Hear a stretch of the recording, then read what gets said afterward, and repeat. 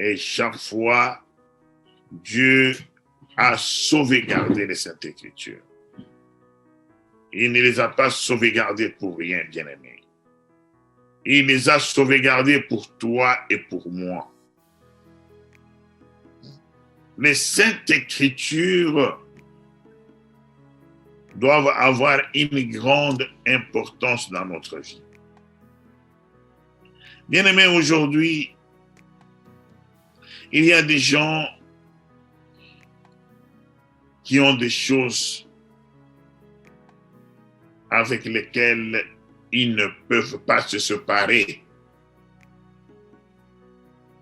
Donc, s'ils se séparent de la chose pendant quelques minutes, il n'est pas à l'aise. Il faut qu'il puisse se rechercher. Nous parlons de sa porte-monnaie. Parce qu'il y a sa carte de crédit dedans ou sa carte de banque.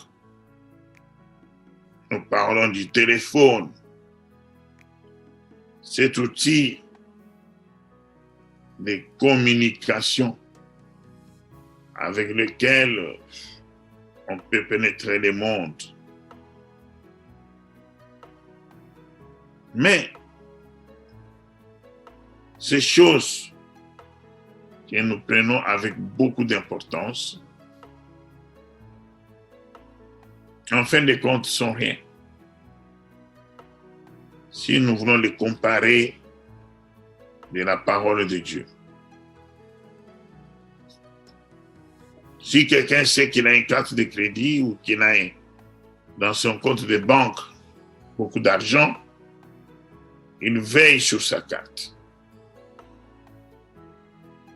Il ne peut pas passer un jour sans savoir où se trouve son porte-monnaie. Même le téléphone que nous avons. Mes bien-aimés, tout ceci comparé aux Saintes Écritures ne vaut rien. Combien prennent les Saintes Écritures avec l'importance qu'il faut qu'on y accorde? Combien aiment les Saintes Écritures?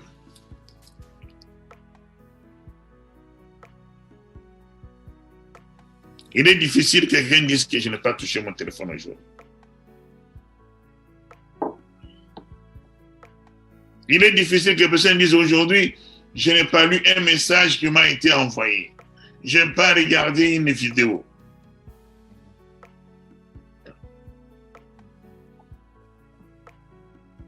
Combien peuvent dire que il m'est difficile de passer une journée sans ouvrir les Saintes Écritures, lire même un verset sur lequel on va méditer.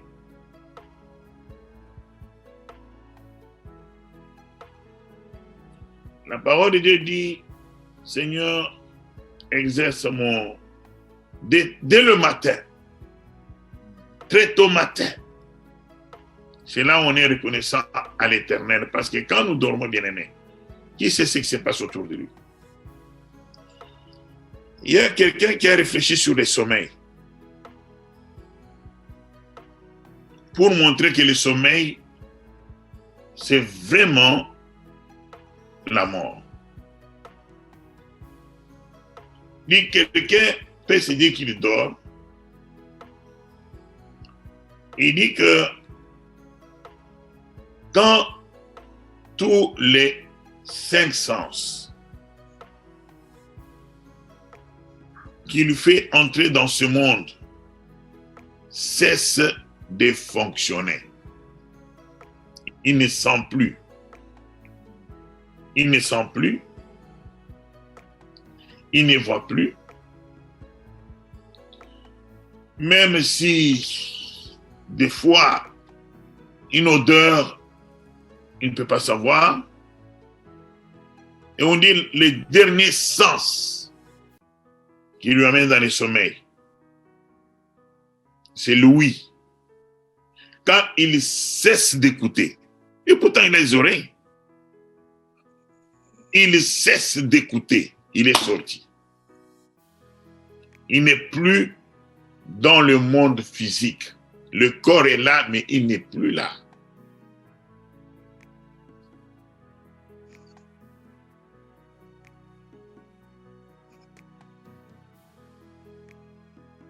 Et nous dormons là comme ça toute la nuit. Peut-être c'est des moments où tu te tournes, tu reviens en toi, tu commences à sentir toutes les choses, tu vas peut-être aux installations, tu reviens et tu retombes dans cette situation. Beaucoup ne se réveillent pas, sont partis. C'est pourquoi David dit, dès le matin, à l'aube, nous devons apprendre à prier à l'aube, comme nous l'apprenons à prier tard dans la vie. C'est là où on reconnaît le Seigneur. Quand on ouvre les yeux, quand on n'a même pas encore mis ses pieds sur terre, tu es encore sur le lit, tu as ouvert les yeux. Oh Seigneur, merci. Ne fût-ce qu'un petit mot là, de tout ton cœur. Merci Seigneur, parce que je suis revenu en vie.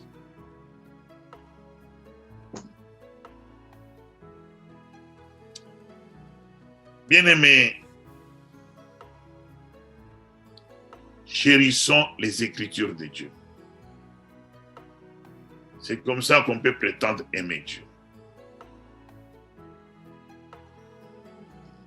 Lisons et lisons. Je ne sais pas pourquoi je dis ça. Lisons, lisons. Je vous ai dit que l'ennemi ne vous laissera pas, mais résistez à l'ennemi.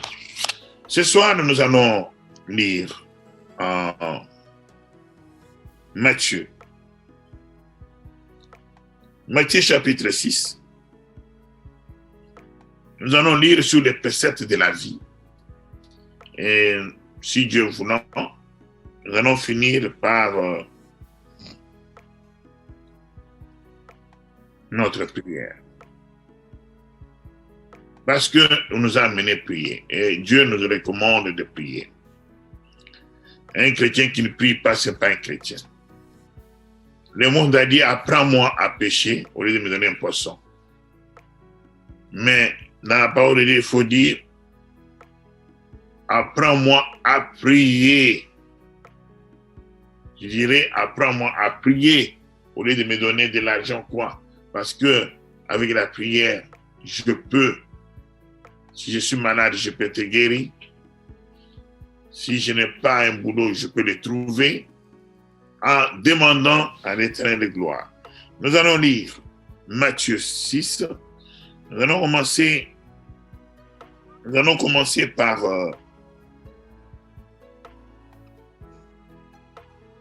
le verset 7. Et nous allons demander que Frère Patrick nous fasse la lecture. Et on va s'arrêter au verset 16. Je lis au nom de Jésus-Christ. Amen. En priant, ne multipliez pas de vaines paroles, comme les païens qui s'imaginent qu'à force de paroles, ils seront exaucés. Ne leur ressemblez pas, car votre Père sait de quoi vous avez besoin avant que vous ne lui demandiez. Non, j'aimerais que vous priez et vous commencez plutôt au verset 7. Oui, c'est bon, continue. Okay. 9. Voici donc comment vous devez prier. Notre Père qui est aux cieux, que ton nom soit sanctifié, que ton règne vienne, que ta volonté soit faite sur la terre comme au ciel. Donne-nous aujourd'hui notre pain quotidien. Pardonne-nous nos offenses, comme nous pardonnons aussi à ceux qui nous ont offensés. Ne nous induis pas en tentation, mais délivre-nous du malin, car c'est à toi qu'appartiennent, dans tous les siècles, le règne, la puissance et la gloire. Amen. Si vous pardonnez aux hommes leurs offenses, votre Père céleste vous pardonnera aussi. Mais si vous ne pardonnez pas aux hommes, votre Père ne vous pardonnera pas non plus vos offenses. Lorsque vous jeûnez, ne prenez pas un air triste, comme les hypocrites, qui se rendent le visage tout défait, pour montrer aux hommes qu'ils jeûnent. Je vous le dis en vérité, ils reçoivent leur récompense. Amen. Amen. Ajoute 17. Mais quand tu jeûnes, parfume ta tête et lave ton visage. Amen. Amen. Que le Seigneur nous bénisse. Bien, mais voilà les textes sur lesquels je voulais que nous puissions nous entretenir aujourd'hui concernant la prière. Parce que nous avons dit que la vie d'un enfant de Dieu, comme nous l'avons pu le démontrer cette semaine, aujourd'hui c'est le dernier jour de l'enseignement, parce que quand nous apprenons les choses, c'est pour que nous puissions les appliquer et ainsi grandir dans la connaissance des choses de Dieu. La parole nous dit dans un premier texte que ne multiplions pas de paroles. Ne multiplions pas de paroles. Quand nous prions,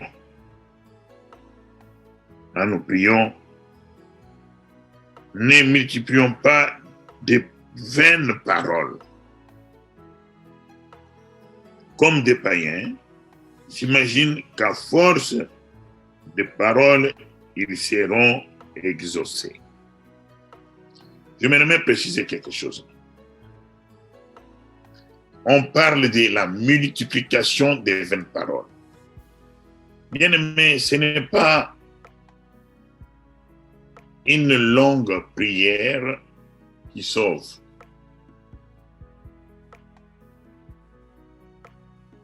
On ne veut pas dire que on ne peut pas faire une longue prière parce qu'il est parlé des vaines paroles. Je peux faire une longue prière et ma prière n'est pas exaucée. Je peux faire une courte prière et ma prière est exaucée. Qu'est-ce qui fait que notre prière soit exaucée? Hier, on en a parachevé, dans les exemples que j'ai donnés, on en a donné un peu une idée. En priant, ayons la foi.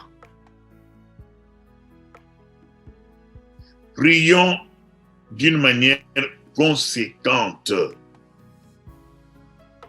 Vous pouvez avoir la foi et prier longtemps. On n'est pas contre une prière qui est longue, mais ne les faites pas croyant que quand vous faites une longue prière, que Dieu vous exauce. Dieu exauce une prière à cause de la foi que la personne a en Dieu, basée sur les Saintes Écritures. Voilà pourquoi j'ai marqué l'importance des Saintes Écritures. Parce que nous devons apprendre, bien-aimés, à prier selon les Saintes Écritures. C'est pourquoi nous devons lire pour savoir comment nous devons prier. Ça, c'est la première chose. On peut tirer des exemples.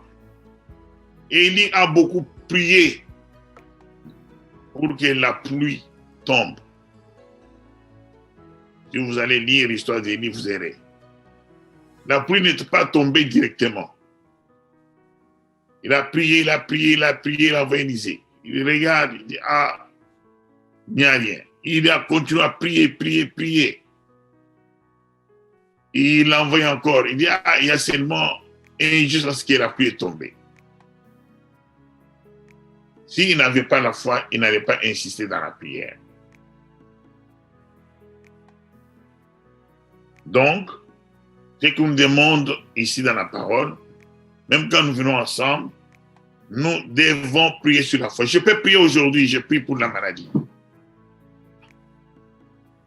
Et on termine, je dis Amen. Et vous continuez à sentir la maladie dans votre corps. Qu'est-ce que la parole nous apprend?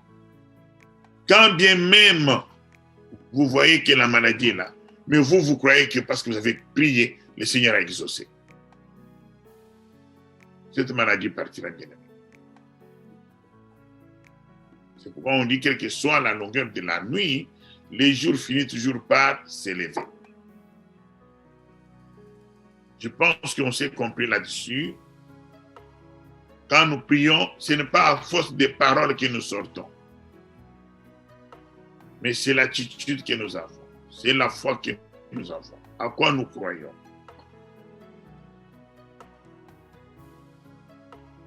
Et il dit ceci. Voici comment vous devez prier. Il a utilisé le verbe devoir. C'est un devoir. Il n'a pas dit voici comment vous pouvez aussi prier ou comment vous pouvez prier. Non, vous devez rester là, rester dans la ligne là. C'est ça que le Seigneur nous dit.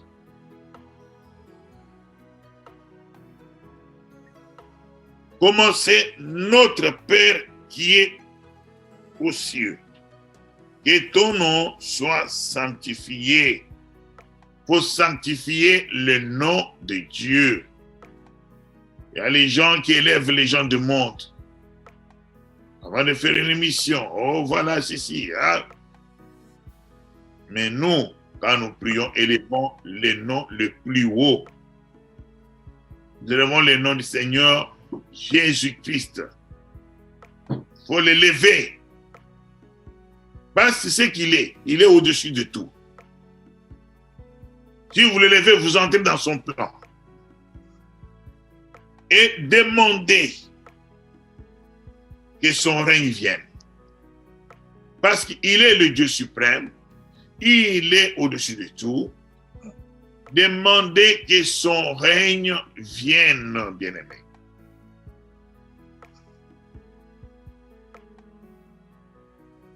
Que le règne de notre Seigneur vienne. Ça veut dire quoi? Que le royaume que nous avons maintenant là disparaisse. Nous devons aspirer au royaume de Dieu. Et il dit ceci, que ta volonté soit faite sur la terre comme au ciel. Que ta volonté soit faite sur la terre comme au ciel. La volonté de Dieu est celle-là que nous devons chercher. Le Seigneur Jésus-Christ a été un chemin pour nous. Si nous faisons comme lui, il l'a fait sur la terre, nous allons aussi aller au ciel comme il a été enlevé. J'ai déjà prêché.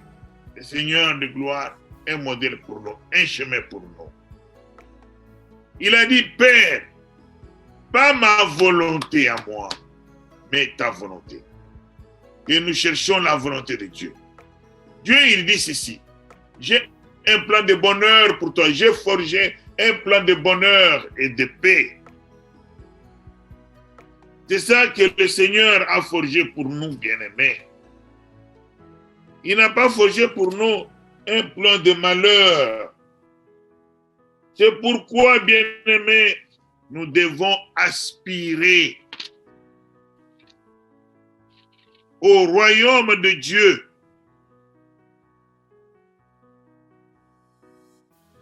Nous devons aspirer au royaume de Dieu. La parole nous dit ceci, en Romains 8. Nous allons demander que Frère David et Frère Patrick nous lisent à partir du verset 8 jusqu'au verset 9. Jusqu'au verset 30. Je vais vous donner la volonté de Dieu pour nous. Nous savons, du reste, que toute chose concure au bien de ceux qui aiment Dieu, de ceux qui sont appelés selon son dessein. Car ceux qu'il a connus d'avance, il les a aussi prédestinés à être semblables à l'image de son Fils, afin que son Fils fût le premier-né entre plusieurs frères. Amen. Amen. 30. Et ceux qu'il a prédestinés, il les a aussi appelés. Et ceux qu'il a appelés, il les a aussi justifiés. Et ceux qu'il a justifiés, il les a aussi glorifiés. Amen. Amen. Et c'est le plan que Dieu a pour nous. Le plan que Dieu a pour nous, que nous puissions être glorifiés. Très important à connaître. Ça veut dire quoi être glorifié? Nous allons vivre dans la gloire.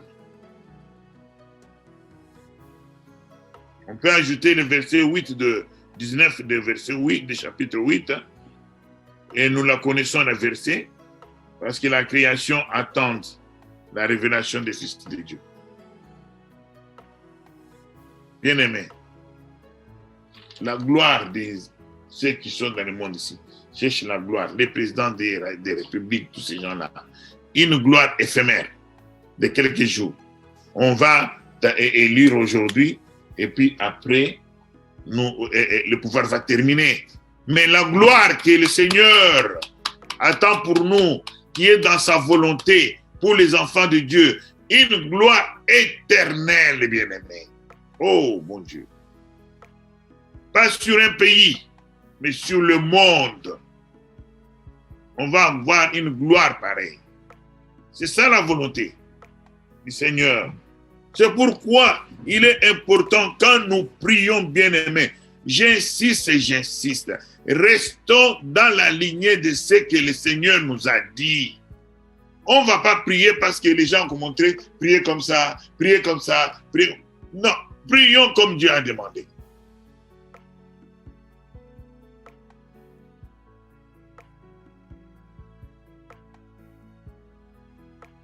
Que ton règne vienne et que ta volonté soit faite sur la terre comme au ciel.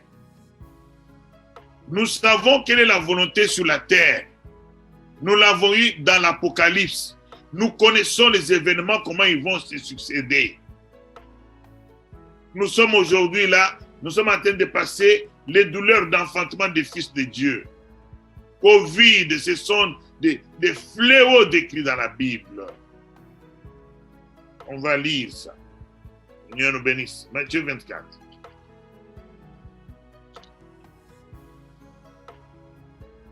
Je pense que sur la prière, je ne saurais pas terminer aujourd'hui. Je crois qu'on continuera même lundi. Parce qu'on va avoir le temps de prier. Je m'a dit, il faut qu'on prie vraiment. On prie pour les malades. Alors, Frère Patrick va nous lire. Il va nous lire le verset 6 de Matthieu 24 et le verset 7. Je lis au nom de Jésus-Christ. Amen. Vous entendrez parler de guerre et des bruits de guerre. Gardez-vous d'être troublés, car il faut que ces choses arrivent, mais ce ne sera pas encore la fin. Une nation s'élèvera contre une nation, et un royaume contre un royaume, et il y aura en divers lieux des famines et des tremblements de terre. Amen. Amen. Amen. Dans d'autres versions, il est dit des pestes, des famines. Un pays s'élève contre un pays. Voilà. Et cette parole, nous la retrouvons en Apocalypse. La volonté de Dieu est décrite dans l'Apocalypse, bien-aimé. Je vous ai dit que Matthieu, toutes les paroles que le Seigneur a sorties dans la Bible, on les retrouve dans l'Apocalypse. Si nous lisons le verset 8 du chapitre 6. Okay. Je lis au nom de Jésus-Christ. Amen. Je regardais, et voici parut un cheval d'une couleur pâle. Celui qui le montait se nommait la mort, et le séjour des morts l'accompagnait. Le pouvoir lui fut donné sur le quart de la terre pour faire périr les hommes par l'épée, par la famine, par la mortalité et par les bêtes sauvages de la terre. Amen. Amen. Voilà. La mort est en train de se promener. Il va le faire mourir par la famine, par les bêtes sauvages,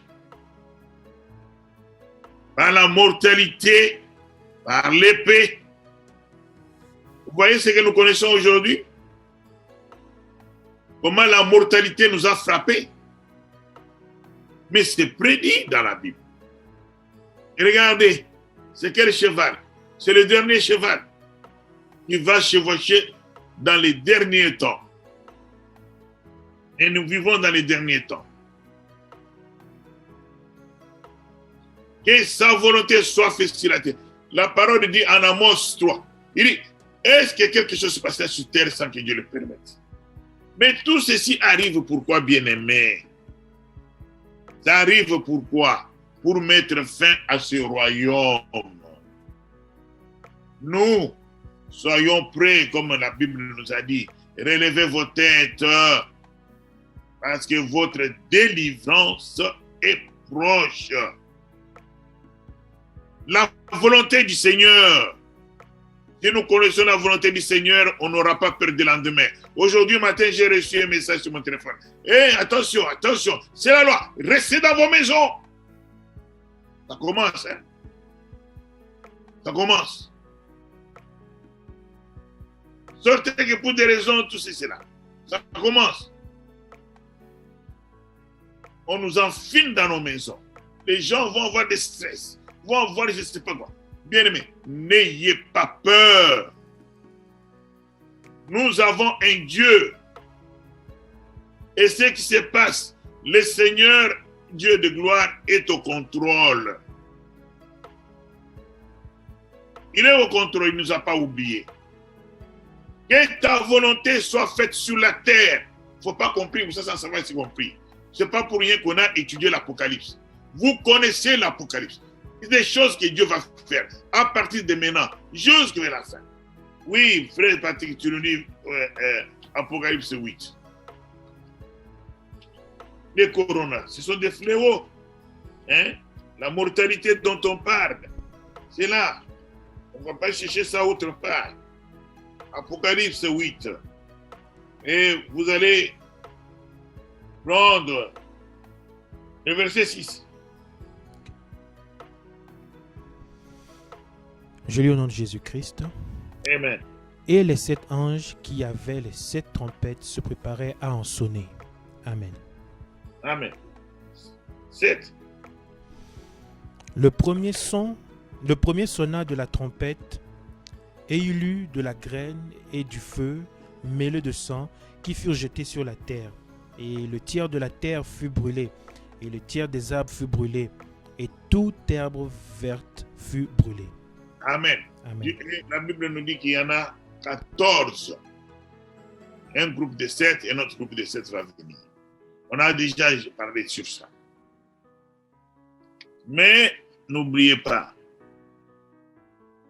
les juges ne sont pas, les élus ne sont pas jugés.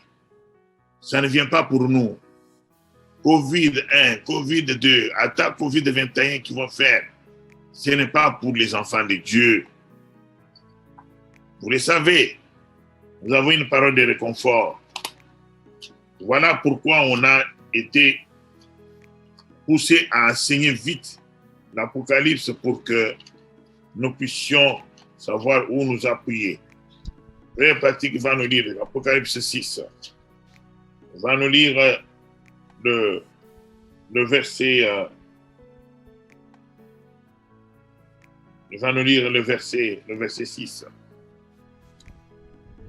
Je lis au nom de Jésus-Christ. Amen. Et j'ai entendu, Apocalypse 6, c'est ça? Oui.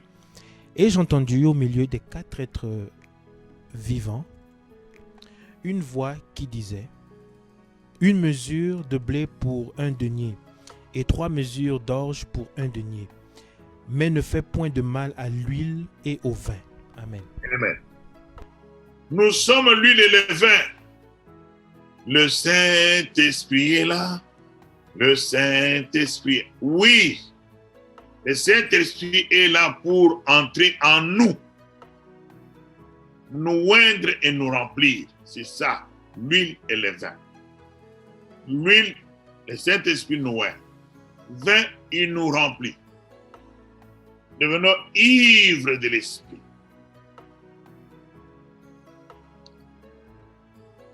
C'est ça la volonté de Dieu, bien-aimé. Et si nous connaissons la volonté de Dieu, nous ne devrons pas avoir peur. C'est pourquoi nous devons désirer que le royaume vienne. N'est-ce pas que les hommes du monde ont dit on ne peut pas faire les omelettes sans casser les œufs? Comment Dieu nous donnera les omelettes si les œufs ne se cassent pas? Il faut que le Covid arrive, il faut que ce flot arrive. En même temps, c'est un signe pour nous, pour que nous nous préparons, que nous ne continuons pas à nous en soucier du monde, mais que nous relevons nos têtes, nous passons une vie de sainteté, que nous puissions avoir une vie d'amour, que nous puissions avoir une vie de pardon, que nous puissions avoir une vie de chercher le Saint-Esprit, que nous puissions être loin de raconter derrière les dos des gens, que nous manifestons Christ en nous. C'est ça sa volonté. Alors, nous nous arrêtons au pain. Je me suis arrêté à la volonté seulement. C'est pour un peu inciter les gens. Pourquoi on doit prier ainsi? Ce n'est pas en vain. Quand le Seigneur l'a dit, il connaît. C'est Dieu. Vous connaissez tout. Aujourd'hui, nous allons arrêter par ici. Il nous reste 5 minutes. Alors, nous allons demander que chacun il prend son huile et il se oint sur la tête au nom du Seigneur Jésus-Christ et sur le membre là où ça lui fait mal au nom du Seigneur Jésus-Christ.